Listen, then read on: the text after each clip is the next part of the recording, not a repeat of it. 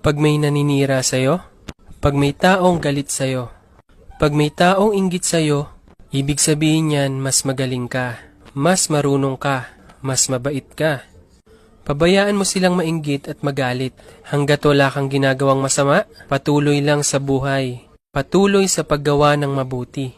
Dahil habang umaangat ka, mas lalo silang bumababa.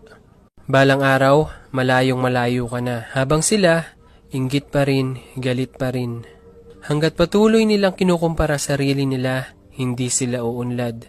Kung ano mang meron ng ibang tao, kung ano man ang estado nila sa buhay, kung malayo man ang narating nila, mas mabait man sila, mas magaling man sila, huwag kang mainggit at huwag mo ikumpara. Gawin mong inspirasyon para ikaw din magkaroon. Dahil walang tao na magkapareho. Ikaw ay ikaw, siya ay siya, ako ay ako. Bakit di mo hanapin ang talento mo?